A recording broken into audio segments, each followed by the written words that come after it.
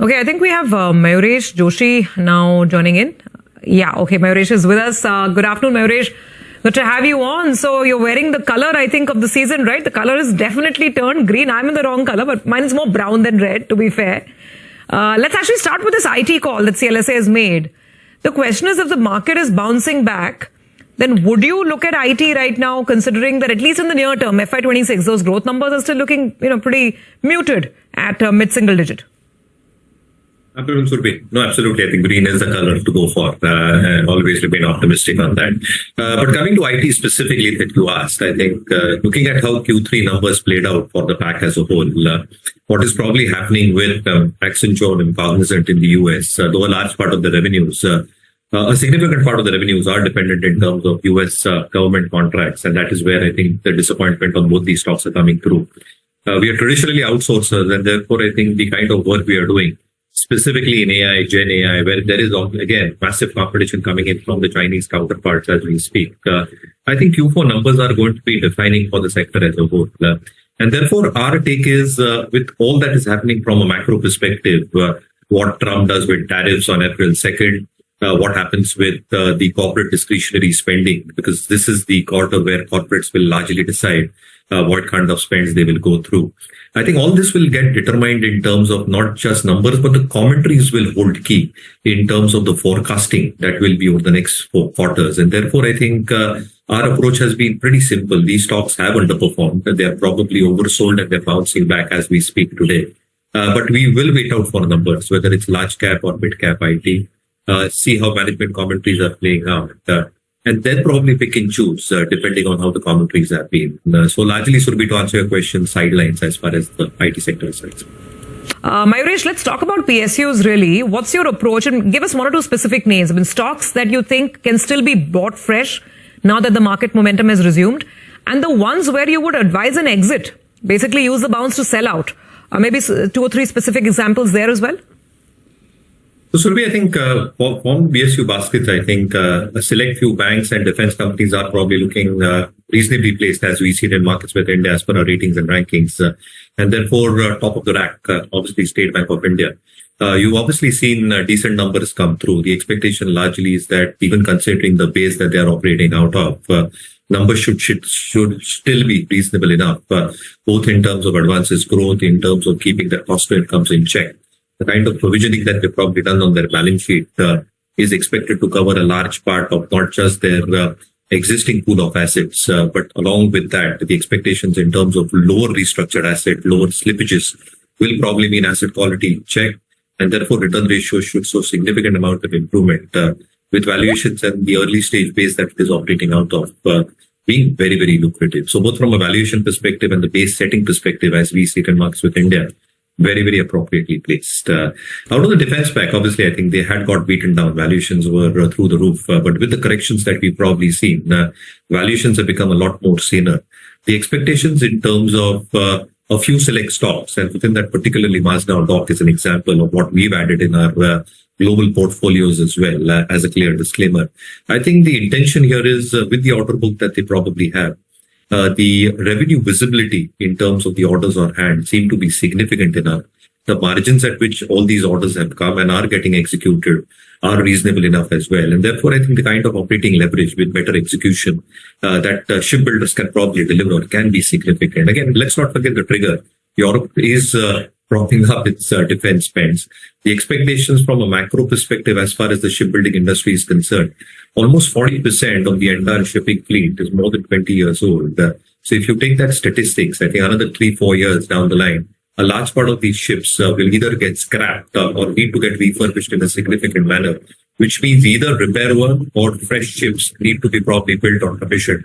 And therefore, I think these shipbuilders will probably remain in focus as far as the earnings pedigree is probably concerned. I think a few spaces within the PSU universe should be largely, I think, might be power. Even though I think as a sector, we like the sector a lot. I think a few stocks within the spaces are still a little bit uncomfortable in terms of numbers. And therefore, I think within this space itself, I think you probably need to probably just ensure that you have the right stock in your portfolio. Because if you're probably having the wrong stock, you probably might be having stocks which are a little bit elevated. But apart from that, in my opinion, again, I think largely PSU stocks should do well. Generally, dividend yield is something which be of a huge value add as far as these stocks are concerned as well. Mayuresh, what about Titan? Ending down with a cut of nearly about 3%. Ambit says that their channel checks seem to suggest that revenue growth momentum has slowed down in February and March on account of the sharp rise in gold prices. And you couple that with valuations expensive, 50 times. How do you feel about Titan?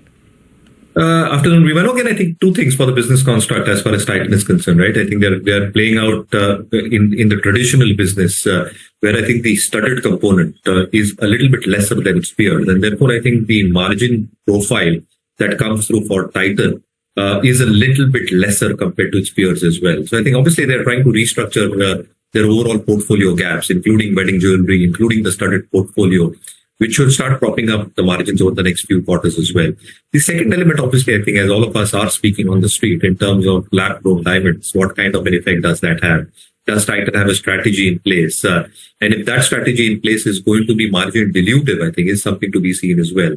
But if you probably look at the lab-grown diamond makers as well, I think they operate generally within a margin of 20-25%. So I think what's the strategy that Titan probably has in this sphere of business is going to be extremely critical to note. And last but not the least, I think the way numbers have probably come out with gold prices at elevated levels, obviously the appetite in terms of how volume growth has been. And a large part of the wedding season is now behind us. So to that extent, again, what are the growth dynamics coming through in terms of sheer numbers and absolute numbers at will? I think that probably needs to be seen as well. So in our opinion, again, I think the ratings have come off quite significantly. The earnings have disappointed. The stock might actually underperform unless it starts showing some element of respite as far as the business. Okay, all right. Hi, Mayuresh. Mayuresh, a quick word on BSE. The stock has come off the recent peak. I spoke to the management earlier today, and they said it's more like wait and watch mode. For the time being, they're holding on to their market share in the cash segment of around 7%. And on the derivative segment, they said interesting to see how things pan out from here on. What's your view? It's not particularly cheap even after the pullback. No, absolutely not, Nigel. Afternoon to you as well. And again, I think we will wait and watch because I think there has been a significant amount of no valuation still not cheap. And there is a lot of news flow which is happening around expiries, around contracts, so on and so forth. And therefore, I think the ideal situation here is to wait and watch. Within the capital marketplace, our own sense is that the asset managers or asset management companies, whether they are wealth management companies or the pure AMC players, I think they are a little bit better placed. A large part of their asset pool is going to improve over the next few quarters. And therefore, I think with the kind of upfront loaded costs that have already been recognized on their balance sheet, I think anything incremental that probably comes through is going to be margin accretive and accretive from a yield perspective on their overall assets as well. So I think a few of the wealth managers and asset management companies, Nuvama Wealth as an example, or HDFC AFC, is something that we've got. Let's get our guest onto the show. We have Mayuresh Joshi, Head of Equity Research at William O'Neill. Mayuresh, thoughts on MJL, IGL, Gail, GSPL, any of these that you may track? So, Surabhi, I think Gail looks a little bit better placed, assuming that if these conditions and assumptions go through. Obviously, the expectations in terms of gas transmission volumes, specifically for FY25, Gail has retained that at 130 MMS MD. And therefore, the expectations in terms of volumes staying put for 26 and 27 and improving thereafter is a huge value addition, because if tariff increases go through, I think the natural gas transmission business should probably have a better showing.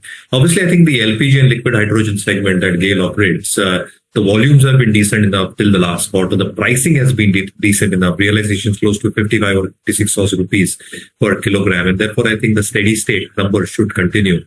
Petchem is the only weak link, because there, I think demand is coming off and end user prices, product prices are obviously off because the delta spreads have obviously come off. But again, expectation, I think if all these announcements come through, I think it should reflect positively in terms of Gail's numbers. And let's not forget the 3% dividend yield that Gail probably gives out.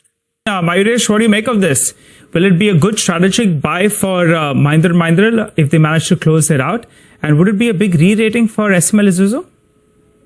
Quite possible, Nigel. I think two things. One, I think SML Isuzu has just had a press release, I think a few weeks back, where they've launched their mobility platform, Hiroi.ev. And obviously, they've got a telematics solution backed by the name of Sarathi. They're expected to have 3-4 products rolled out of the same. And therefore, if you look at the product mix that SML Isuzu has, largely into the IC space, which probably means that the LCV part of the business and the ICV part of the business might actually complement Mahindra's commercial part of the business as well. Having said that, I think the other stuff that they also do in terms of specialized buses, also ambulances or anything related to government contracts, including police jeeps as an example, is something that can actually complement the business for Mahindra and Mahindra. So yeah, I think if this does come through at reasonable valuations, I think it can be a good strategic fit for Mahindra and Mahindra, and obviously a value add for SMEs as well.